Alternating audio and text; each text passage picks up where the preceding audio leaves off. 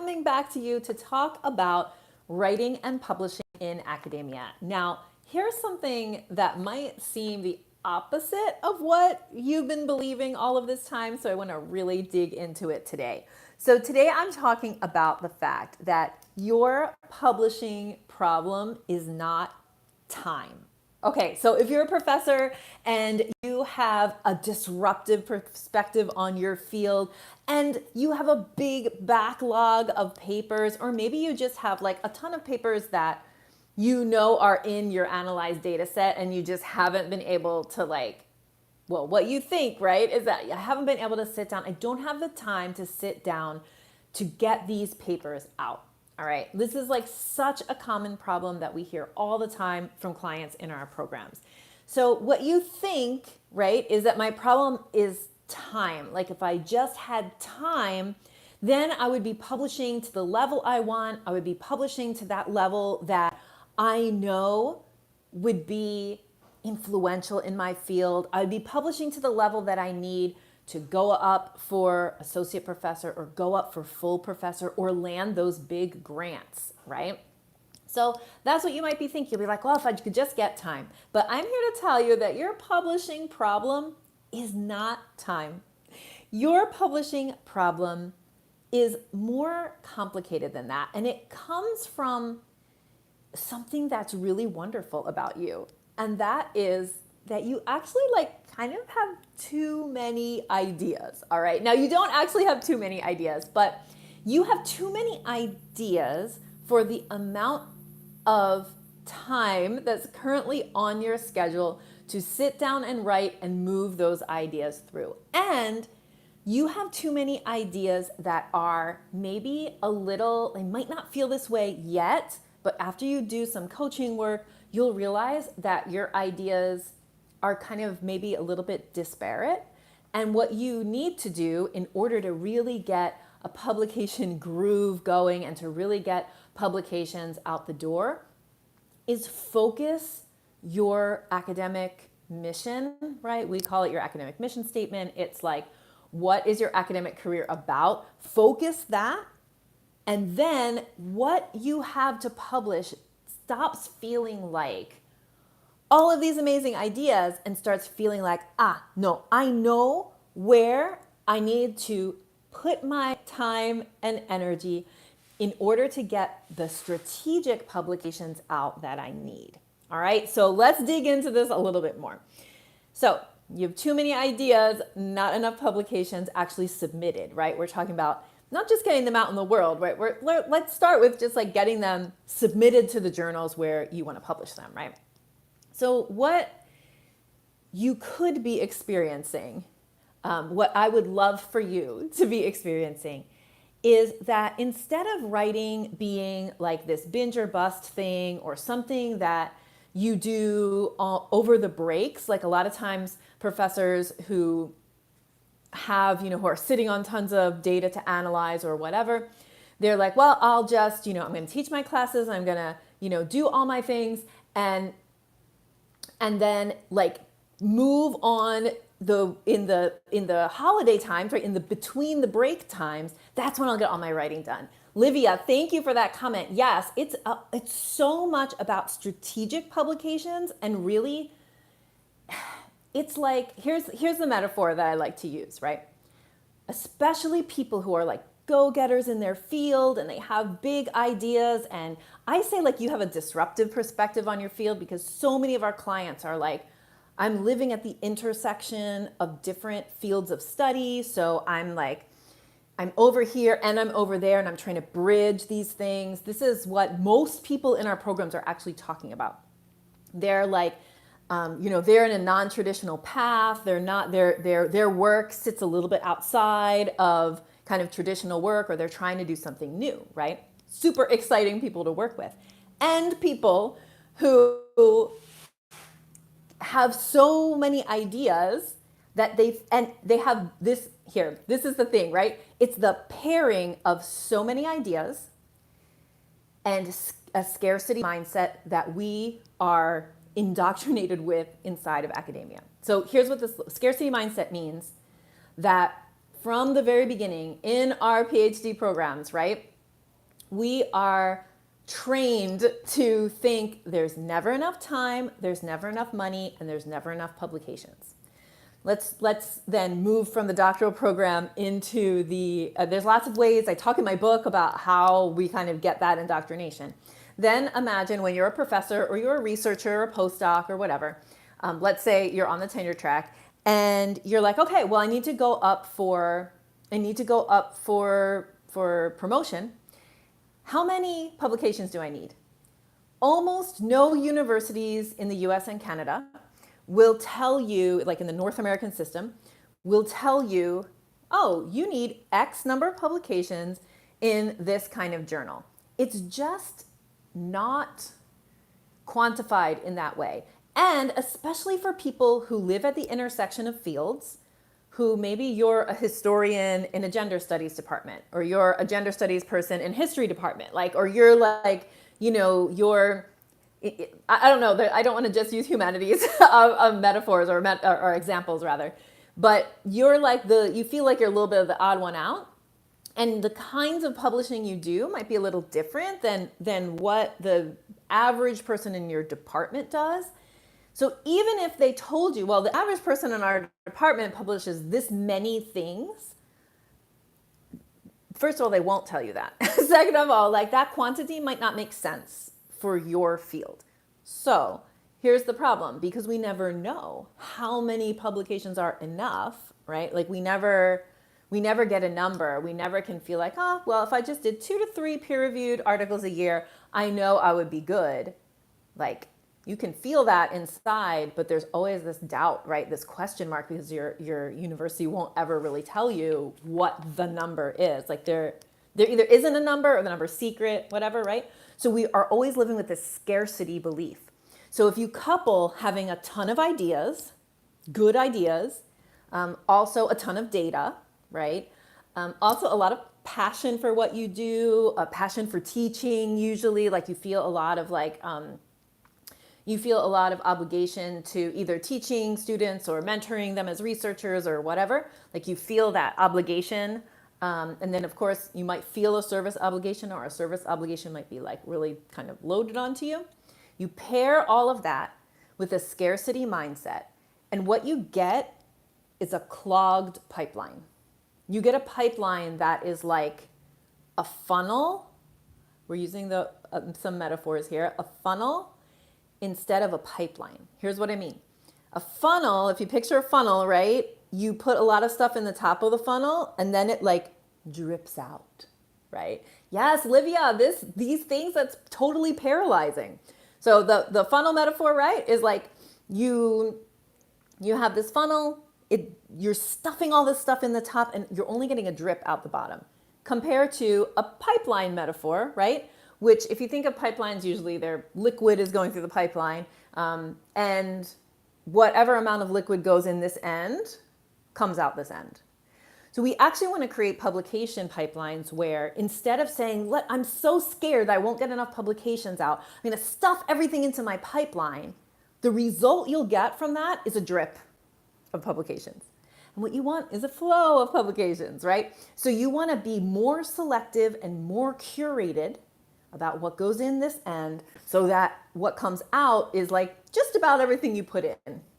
But that takes focus, and I don't mean focus like in terms of your own attention. I mean focus in terms of your like area of study, like focus in terms of, well, what are the publications? What is the line of research that I want to develop?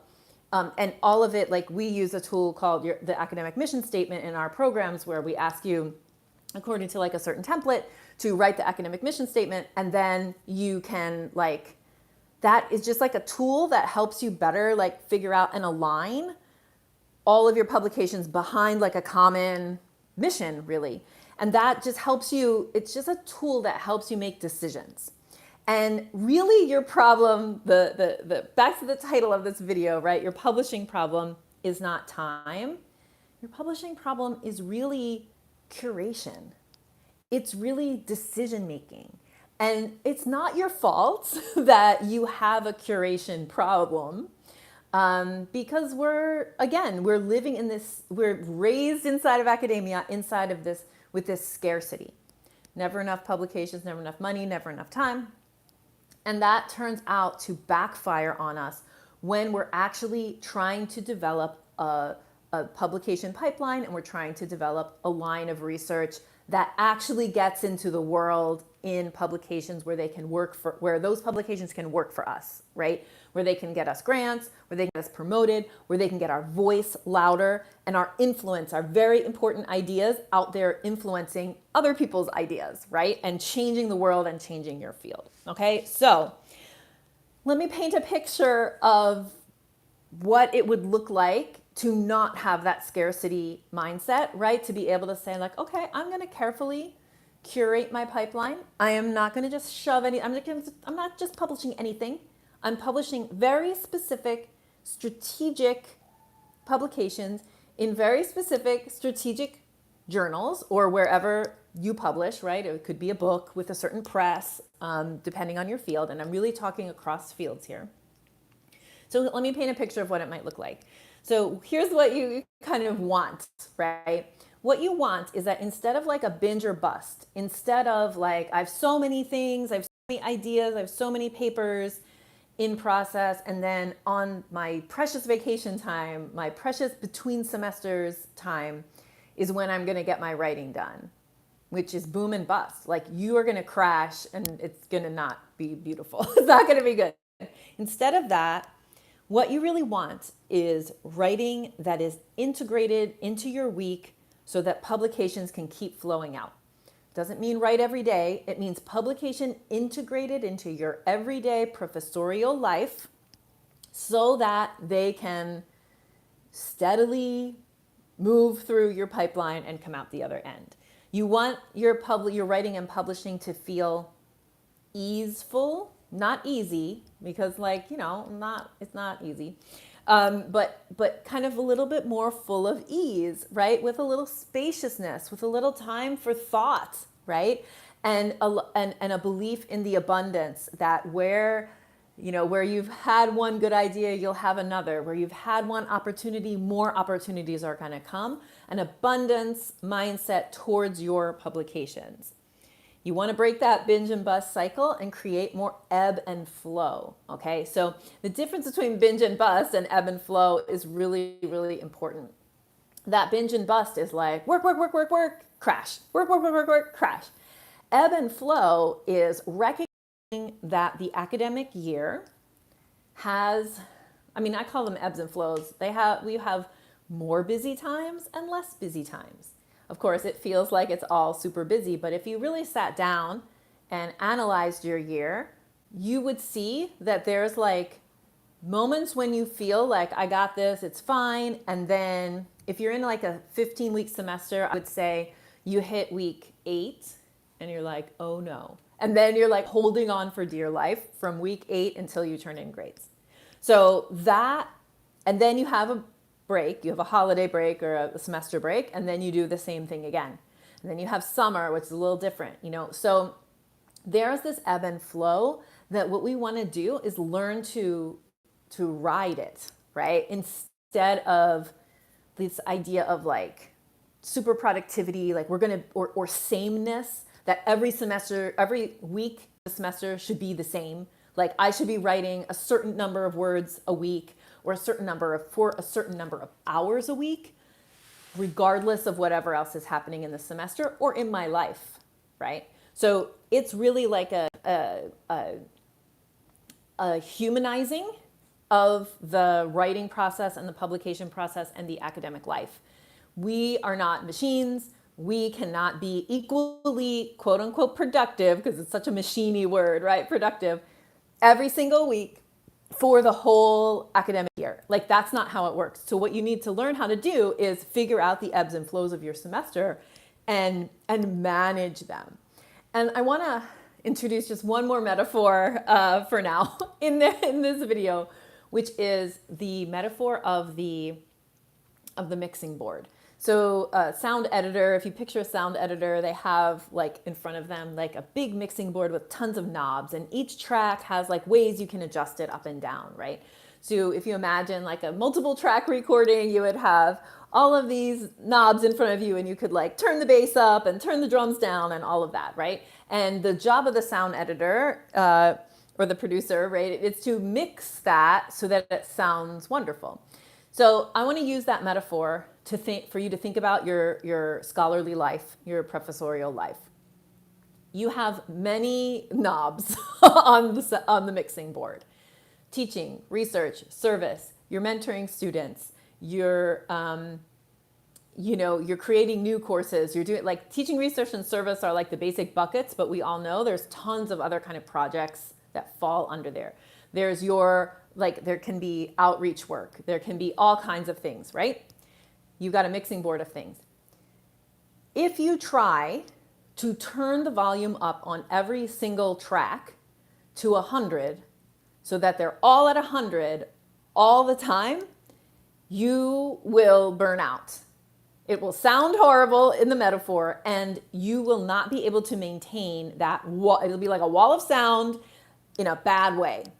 So instead, to milk this metaphor, what you want to do is you want to think about what is important for me in this season of my career and in this moment of the year. And you want to turn up the volume on some things and turn down the volume on others, okay?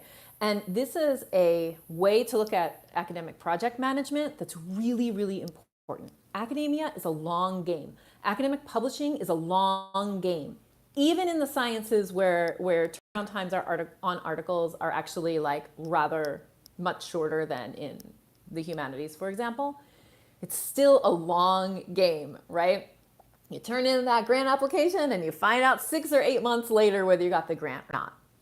So what you need to do is learn strategies to manage your energy over the long game so that not just so that you like don't burn out, which yes, we want you to not burn out, but also so that you thrive, so that you do with your career what you want to do with your career and not just survive it, right? Or not just like power through it.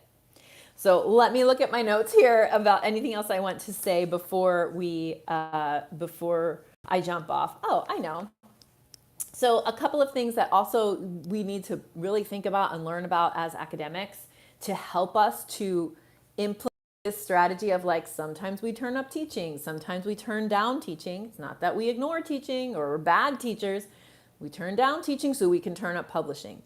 We turn down data collection so we can turn up getting publications out the door. And then we get some things out, we can turn down writing and turn up data collection. You know, like it's this balance, it's this management of all the different types of projects. Some things that will help you get there, right, are boundaries, right? We talk about boundaries a lot. You hear about it a lot.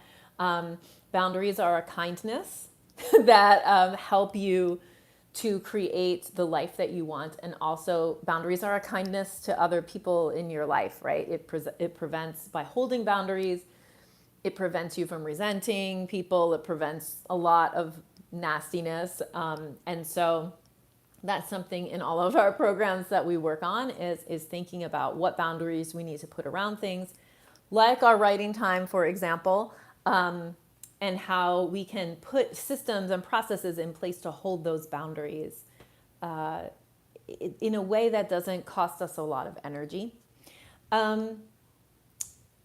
You know, this idea, and Livia, thank you for your comments, was really focusing on this, right? Like there's this like, how can we make what we publish intentional? How can we make it strategic? Instead of this, like, I just got to publish anything and everything. Being really mindful, being really strategic and intentional narrowing of your career focus so that you can accomplish what you want to accomplish and influence your field in the way that you want to. The other thing I want to mention too is that as you know, most of the people in our programs are university professors. And so, you know, we might also have like full-time researchers, or occasionally we have postdocs in our program, but basically we have professors in our program. And they might be at all stages. They might be early career, mid-career, late career. they all have in common, right, that they want to clear their pipelines and that they want to get their publications and their voice out in the world. One thing we need to realize is that as we mature, as we learn, as we grow, as we move through our careers, that thinking that phrase like what got you here won't get you there is really, really true. You have to be mindful of adopting new practices, trying new things. What worked for you to get your dissertation written is not what's going to work for you to get your publications out so that you can go up for tenure. And then likewise, once you get tenure, and I'm talking about the North American system, which is the one I'm familiar with, but this holds, in Europe and all over the world, right? Whatever system you're in as you're going through kind of levels of promotion. Even when what got you to tenure isn't going to sustain you post tenure. So you really need to think about how you can develop and continue to put energy and time and even investment, right, in developing yourself as a writer, as a publisher, right, as a person who publishes, as you move through your academic career. So we talked today about curating your pipeline, that's really important, being strategic.